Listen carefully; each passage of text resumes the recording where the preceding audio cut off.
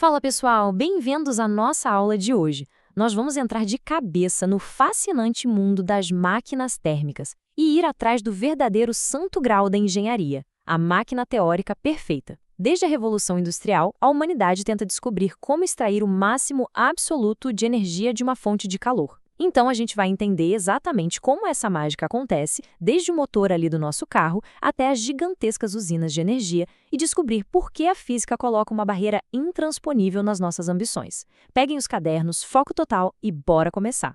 O nosso roteiro hoje é super direto. Nós vamos passar por ciclos termodinâmicos básicos, dar uma boa olhada no ciclo ideal de Carnot, entender a fórmula do rendimento, debater o limite de eficiência e, para fechar com chave de ouro, aquele resumo da aula para amarrar tudo. Parte 1. Ciclos termodinâmicos básicos. Afinal, o que são eles? Bom, vamos começar pelo começo. O que exatamente está rolando lá dentro de um motor ou numa usina? O grande segredo aqui está na palavra ciclo. O ponto crucial de um ciclo termodinâmico é o retorno. Pensem num gás ou num fluido sofrendo um monte de transformações. Ele esquenta, esfria, expande, comprime, mas o detalhe fundamental é que, no final da história, ele obrigatoriamente volta para a mesma pressão, temperatura e volume de onde partiu. Se ele não voltar ao estado inicial, não é um ciclo contínuo. É justamente essa repetição, esse vai e volta constante, que permite que uma máquina funcione sem parar, gerando trabalho mecânico de forma contínua. Para visualizar isso melhor, imaginem o movimento de um pistão simples. O passo a passo é bem lógico. Passo 1. O gás lá dentro é comprimido. Passo 2. A gente fornece calor para ele, vindo de uma fonte quente.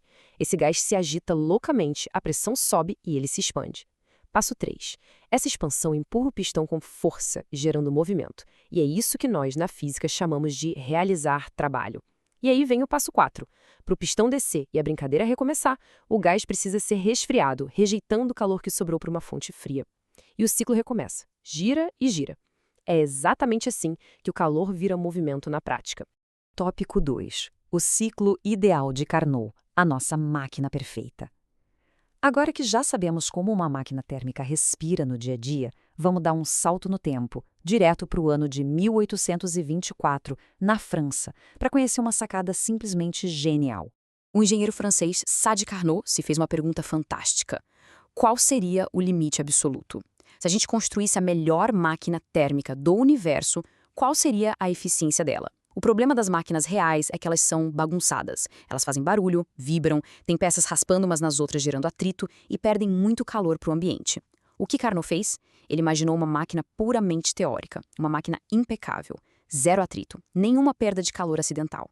Um modelo totalmente reversível que, até os dias de hoje, serve como a régua definitiva pela qual nós medimos qualquer máquina real. Mas como essa maravilha funciona na teoria? O Carnot dividiu o ciclo em 4 etapas perfeitamente reversíveis. Muita atenção aos termos aqui. Primeiro temos uma expansão isotérmica, que é quando o gás recebe calor da fonte quente, mas mantém a temperatura constante. Em seguida, uma expansão adiabática, onde ele continua expandindo, só que agora totalmente isolado, sem trocar calor com o mundo lá fora, o que faz a temperatura dele cair. A terceira etapa é a compressão isotérmica, onde o gás é espremido e rejeita calor para a fonte fria, de novo com a temperatura travada. E o grande finale é a compressão adiabática, isolada termicamente, que faz a temperatura subir até voltar exatamente ao ponto de partida. São 2 etapas mantendo a temperatura igual e 2 etapas blindadas sem deixar o calor entrar ou sair. É um verdadeiro balé termodinâmico. Chegamos à parte 3, a fórmula do rendimento. Como a gente calcula esse limite? Chegou a hora de traduzir toda essa teoria belíssima para a matemática. E fiquem tranquilos, a equação é extremamente elegante e direta. Aqui está ela, a famosa equação do rendimento de Carnot. Essa letra grega que parece um N espichado se chama eta, e ela representa o rendimento máximo possível. A beleza dessa fórmula é que ela depende de apenas 2 coisas: a temperatura da fonte fria dividida pela temperatura da fonte quente. E é só isso. Não faz a menor diferença se a máquina usa vapor de água, ar comprimido ou gás hélio. O rendimento máximo ditado pelo próprio universo depende estritamente dessas 2 temperaturas. Incrível, né? Vamos destrinchar isso para não sobrar nenhuma dúvida. O eta vai nos dar um número decimal, tipo 0, alguma coisa, que a gente converte para porcentagem. Agora, prestem muita atenção porque essa é a regra de ouro da aula de hoje. As temperaturas da fonte quente e da fonte fria precisam, obrigatoriamente, estar na escala Kelvin. Se um problema trouxer a temperatura em graus Celsius, é preciso somar 273 para converter para Kelvin antes de sequer pensar em colocar na fórmula. Se jogar em Celsius direto, a conta inteira desmorona. Sempre, absolutamente sempre, usem Kelvin. Vamos ver isso rodando na prática rapidinho. Imagine uma máquina operando com uma fonte quente a 227 graus Celsius e uma fonte fria a 27 graus Celsius. Qual o primeiro passo? Converter para Kelvin, claro. 227 mais 273 dá 500 Kelvin, 27 mais 273 dá 300 Kelvin. Jogando lá na nossa fórmula, a gente divide a fria pela quente. 300 dividido por 500 dá 0,6. E aí, 1 menos 0,6 é igual a 0,4, ou seja, 40%. O que isso quer dizer na vida real? Quer dizer que mesmo na máquina mais perfeitamente teórica do universo, operando nessas temperaturas, 60% da energia vai ser descartada, apenas 40% vira trabalho útil de verdade. Bom, se até a máquina perfeita de Carnot tem um limite tão severo e joga tanta energia fora, nós esbarramos numa questão bem profunda. Parte 4. O limite de eficiência e a dura realidade da termodinâmica. A grande pergunta que não quer calar é: por que nós nunca vamos conseguir atingir 100% de eficiência? Por que a gente não pode simplesmente pegar todo o calor de uma fogueira ou de um reator e transformar 100% dele em movimento para o pistão? Por que sempre tem que existir um escapamento quente ou um radiador jogando energia térmica fora? A resposta é uma das leis mais implacáveis de toda a ciência. A grande culpada é a segunda lei da termodinâmica. Como vários cientistas geniais perceberam ao longo da história, a natureza sempre cobra o seu imposto. O calor flui de forma espontânea do quente para o frio, nunca o contrário. Então, para transformar calor em trabalho útil de forma contínua, nós dependemos totalmente dessa diferença de temperatura. E para o ciclo fechar e recomeçar, o sistema obrigatoriamente tem que rejeitar uma parte desse calor para um ambiente mais frio. Ter 100% de aproveitamento não é só difícil, é uma impossibilidade física. Ponto final.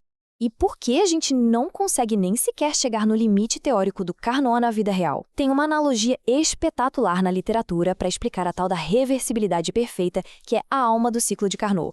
Imaginem tentar fazer uma transformação isotérmica tão perfeita, mas tão perfeita que o equilíbrio não é alterado em nenhum milímetro.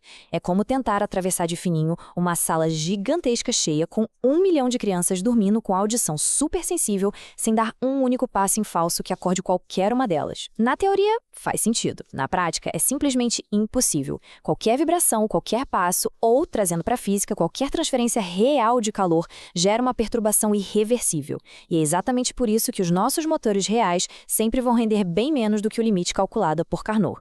Parte 5. O nosso resumo da aula. Uau, nós passamos por muita coisa hoje, conceitos bem robustos.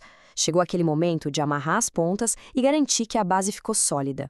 Recapitulando os nossos 4 pilares fundamentais. Primeiro, a essência do ciclo termodinâmico é sempre voltar às condições exatas de pressão e temperatura para poder recomeçar. Segundo, o ciclo de Carnot é o nosso norte, o limite teórico inalcançável, mas que é absolutamente essencial como ponto de comparação. Terceiro, a matemática do rendimento máximo só se importa com a diferença entre as fontes quente e fria, e nós sempre, repito, sempre fazemos essa conta usando a escala Kelvin. E quarto, a nossa majestosa segunda lei da termodinâmica decreta as regras do jogo. A natureza exige que parte do calor seja rejeitada, tornando uma máquina 100% eficiente um sonho impossível. Para fechar a nossa explicação de hoje, eu deixo uma provocação no ar. A gente já sabe que a termodinâmica nos dá um teto de vidro blindado que nós não podemos quebrar. Nenhuma tecnologia vai reescrever as leis da física. Sendo assim, de onde vão sair os grandes saltos de inovação e energia no futuro?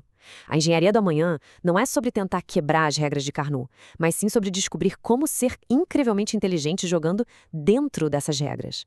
Fica aí a reflexão para a gente pensar. Um grande abraço e até a nossa próxima aula.